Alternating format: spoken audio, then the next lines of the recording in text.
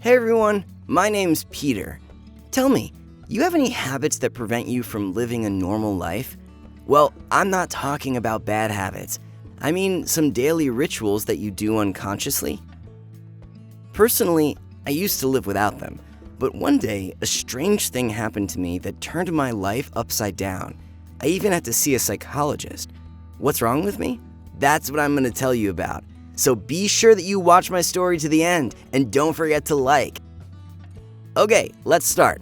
My parents are doctors. They met when they were studying together at medical college. At first, they were just friends, but after a while, they started dating. My parents chose different directions for their medical work. My dad became a surgeon, and my mom became an infectious diseases doctor. I was born 9 months after their wedding. My parents have many doctor friends, college friends, colleagues, and so on. They often gathered together at our house having parties. It was always noisy and fun at those moments. My parents and their friends shared interesting stories with each other. Mostly, they were about their work, some unique medical cases, diseases difficult to treat, complicated surgeries, and so on.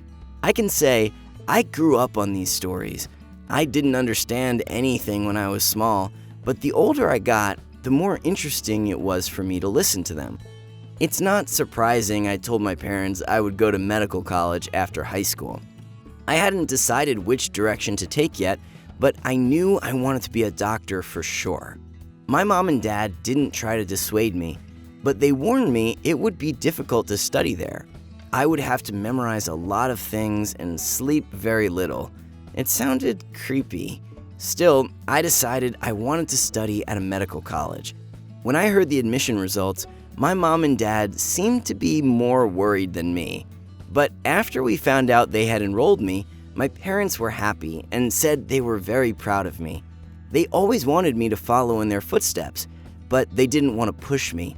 It was a happy ending after my sleepless nights of studying and preparations. My medical college was in another city, so I had to move into a student hostel. My parents shared their best student memories about hostel parties and nightclubs. That's why I was preparing for the brightest period in my life. However, just a couple of months later, I realized something was wrong there. I don't know where my parents found the time to hang out and go to the parties. It seemed to me I spent days and nights learning Latin words, anatomy, and diseases names. Sometimes I thought my head would explode one day, but somehow I managed to arrange all the information there. At least I had A's for all the exams at the end of the first year. My parents were proud of me again. Unlike many of my college friends, I could bravely endure seeing corpses and I never fainted. After all, how else can you practice your medical skills if you are just reading books? However, during the first 2 years of study, we just looked at dead bodies. We didn't cut them. Strange things started happening in my third year. We had new subjects in our schedule. They told us more about various diseases and their symptoms, and of course, we learned how to treat them. Why am I talking about these strange things? Well, after every lesson, I discovered the symptoms of the disease learned in myself. I'm not kidding. When we were learning gastrointestinal diseases, I would be dying with a sick stomach in the evening.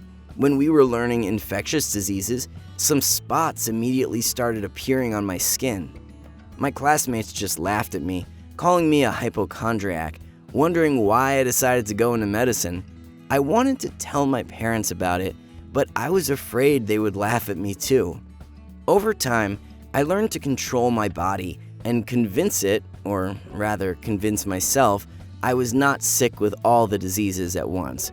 At least, I was pleased I did not find any symptoms of pregnancy in me. When it was Christmas time, I went to my parents for the holidays. Now our family holidays with friends and colleagues were even more interesting to me. I could keep up a conversation, ask questions, answer questions, and talk about modern education. This Christmas was no exception. When everyone had already exchanged their gifts and when all the traditional dishes were eaten, we started talking about work. My mom shared with everyone that recently she had an amazing case. Once a woman got into her hospital. She had a terrible case of scabies. She was literally scratching herself until she bled, and she couldn't stop. Doctors fixed her hands with special belts. After that, they were finally able to examine her. Anyway, it turned out this woman could not stand to shower. In the summer, she could barely force herself to take a shower once a week. In winter, she could do without a shower for several months in a row, and she was okay, until her body started itching terribly. The tests have shown that some small parasites spread on the woman's skin. They lay their larvae in the wounds and then spread all over the body. And all that because that woman rarely took a shower. To say the story made an impression on everyone means saying nothing. Everyone immediately started itching. Most sensitive persons even rushed from the festive table straight to the shower. I myself stood there for at least half an hour, furiously rubbing myself with various shower gels. Remember I said I easily found the symptoms of all the diseases I studied? So after my mom's story, I didn't stop scratching. It seemed to me some small parasites were moving under my skin. I ran to the shower whenever I had such opportunity. I washed my hands every half hour, but this feeling never went away. I didn't want to scare my mom, so I went to the college clinic to be checked at the infectious disease specialist. But they told me I was fine, and they advised me to consult a psychologist. Maybe it would have been worth it. But then I decided I could cope on my own. However, the situation was getting worse day by day. As soon as I returned to the college dorm, I immediately ran to the shower to wash off the dust and dirt accumulated on my body during the day. One day, I was standing in the shower, and my neighbor started knocking on the door, shouting he also needed to take a shower because he had a date in half an hour. Seems like only at that moment I realized the shower I visited several times a day was also used by several other students. I immediately wanted to run out of the small, cramped room and wash again. A little later, I realized the dorm toilet was also a common one, and I couldn't know for sure if the person who used it before me was okay with personal hygiene. What if he had the same parasites that this woman had? Anyway, since then, I started going to the shower room with a detergent. I polished everything until it shined. After this ritual, I could wash. I always went to the toilet with antibacterial wipes. I wiped everything there several times. I was aware my behavior was not normal, but there was nothing I could do. I didn't trust the people around me.